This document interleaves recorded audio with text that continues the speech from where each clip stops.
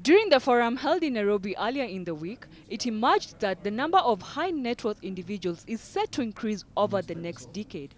Here in Kenya, dollar millionaires are forecast to increase from 8,764 in 2014 to at least 15,249. And they're looking to diversify their investments. What I think is really interesting is private investment into commercial property is changing. No longer are individuals investing just in their own countries, they are diversifying their portfolios.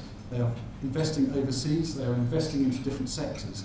And I think we can see that here in Africa. There is a lot of money from overseas, high net worth individuals coming into Kenya, into South Africa. And another really interesting trend that some of you will probably have noticed, global diasporas are putting money back into their own countries. The real estate sector remains the primary investment choice, which has led to a surge in property prices in capitals such as Nairobi. However, there is bound to be more interest in other cities within the country, especially with the current devolved structure of government. Much of the investment that happens in Kenya happens in Nairobi because it is that regional hub. And so, as I say, the investment market here is disproportionately large when compared to secondary cities and towns within Kenya, but also other capital cities in the region. The devolution of our government will certainly have a slight effect on that. It will see the focus on Nairobi shifted, certainly from a government perspective, and as a result we will see some more growth in the secondary cities. Despite the robust wealth growth, there are a number of concerns that have been raised. And in Africa, tax was the biggest issue. Nobody likes to pay tax, so perhaps unsurprising. But what was really interesting, as Anjali alluded to earlier, is succession is a real concern for the wealthy.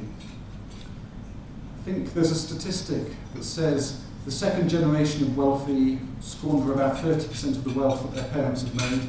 The third generation pretty much blow it all. So it's a real concern for high net worth individuals how they are going to pass on their wealth successfully. And then finally, just political interference.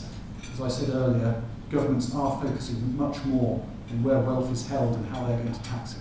First of all, Africa. Some analysts also highlight some challenges that could disrupt wealth creation in the continent. Unless African countries stabilize and they can be able to assure investors in terms of stability and in terms of them continuing, like politics can continue and it won't affect this. We're going to see a dip in terms of wealth creation. We're going to see capital flight to more secure locations.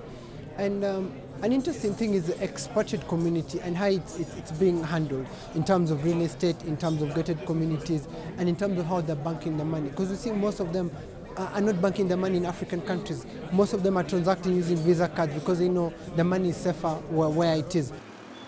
Going forward, Africa is poised to be the leader in the number of high net worth individuals globally. This looks at the number of millionaires around the world. And as you can see, there are relatively few in Africa at the moment, just 167,000. But perhaps what's more interesting is to look at what's going to happen in the future rather than what's happening now.